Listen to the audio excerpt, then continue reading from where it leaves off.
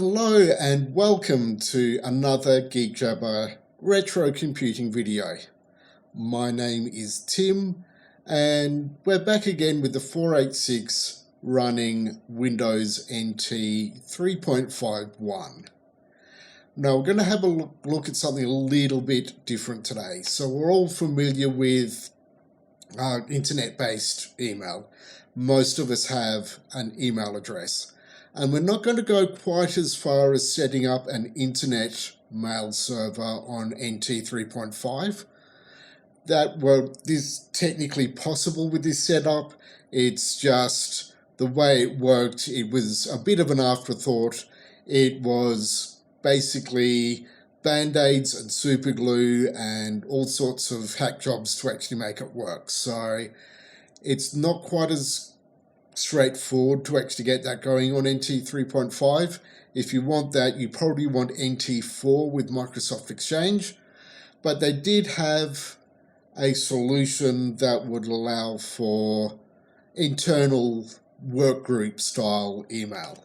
So down here we have basically the mail program that's built into Windows NT, and it was also available for Windows 3.1 by default and also Windows 95.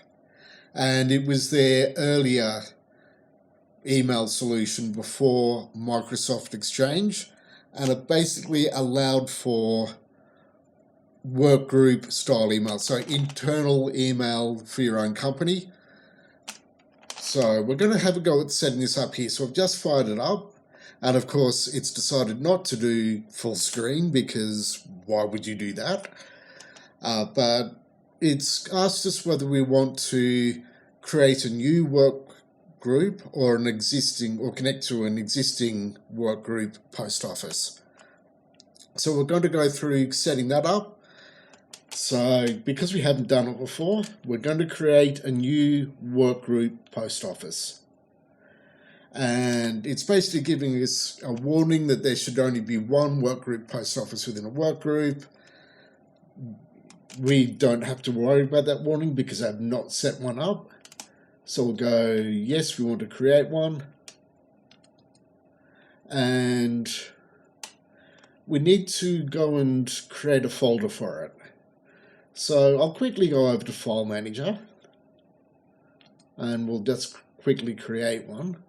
OneDrive D, WGPO for Workgroup Post Office, that's fine. If we come back to here, we'll just quickly switch drive strip. So I've now got a folder set up for the post office, and it's now going through and setting that up, and it's asking us to create an account for this. So we'll just match the Windows.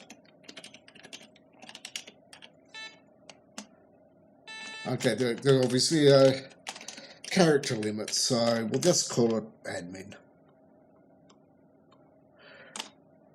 And the work group has now been created. So let's give us a warning that we need to actually share it. We'll actually get to that in a moment. We'll make this full screen now that we can, because that'll make things a little bit easier to see. So obviously we don't have any email set up yet, or email sent yet, so we don't have any messages, but if we did, that'd appear here. And we can basically go into the Post Office Manager, and this is where we would basically manage it. So if we wanted to add other users, so this doesn't happen automatically with this version of Microsoft Mail, we basically have to add users manually. So we'll create one just for example purposes. We'll create one for a user called Fred. We'll leave his password as password. Super secure password there. So if we were to close and reopen it, it will ask us to basically log back in. Let's log in as Fred. I will learn to type the password. And we are now connected to Fred's mailbox. So the users are managed separately from the actual domain. So in this case, you will need to manage it separately. So we also have, as part of this, we have Schedule Plus. Now, we've got a little bit of a problem here. Schedule Plus, which is their calendar application, only deals with dates up to 2019. How fantastic. So we can't really show this off right at the moment because, we're now in 2024, 5 years after this was supposed to have ended. So I'm not going to worry showing that off, but that's got the basics of this set up. So if we now, let's just send a sample email.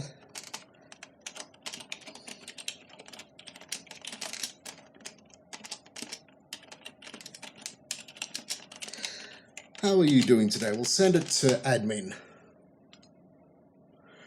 We'll now exit and sign out. Yes, we want to send them before quitting. Let's log back in as admin. Okay, it didn't work. Didn't seem to like it.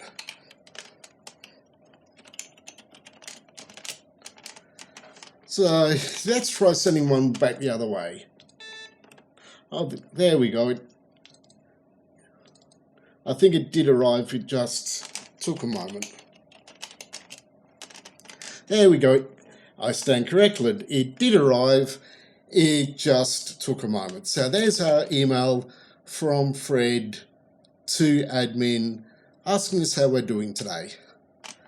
So it works, it's just a little bit slow and I'm a little bit impatient. As a last thing though, it did talk about having to actually share the actual work group with everyone else. So if this were a network situation, we would need to create a shared folder for our work group post office for everyone else to connect to so that they can see the same thing. So I'm trying to remember how to do this on Windows NT. One moment, please. I will take a quick cut here because I'm having an absolute mental blank on how to do this. We'll be back in a moment once I've worked it out. Okay, and I'm back. So I was trying to be all smart thinking File Manager would do shared directories. Turns out it doesn't on Windows NT version 3.5. So we need to actually go through Server Manager. So if it's going to fire up, so that's in our administrative tools group. And we want to connect to our 486 server, and I don't. And we want to go into computer shared directories. So this is all our current shares on this computer. So they're just some administrative shares that we don't need to worry about.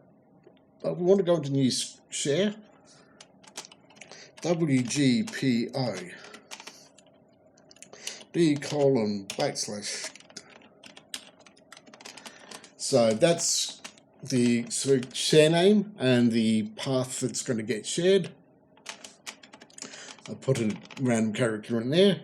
If we go into permissions, so of course you want to make sure that your permissions are set appropriately. This probably isn't, because that would give everyone full control. So everyone can do whatever they like to this folder, which is not secure. So types of access, we'll just go change, so they can actually read and write to that particular share, but they can't do things like change permissions and the like. And we'll just go into add, we want to go administrators, and administrators can have full control. So go OK, OK. We now have a share called WGPO.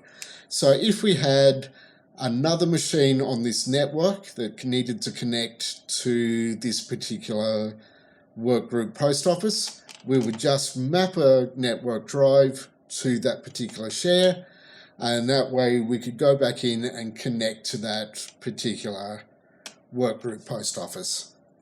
So you could do that for another machine, and there you have it. So that's basic workgroup email on Windows NT 3.51. As I mentioned at the start of the video, it's technically possible to get this working with internet email, but it's all band-aids and super glue and a bit of an afterthought. So yeah, I'm not going to go into that level of detail here, other than to recommend, if you want to do that on Windows NT 4, have a look at Microsoft Exchange. So I'll wrap this video up here. So as always, you know what to do with that subscribe button, that like button, that dislike button.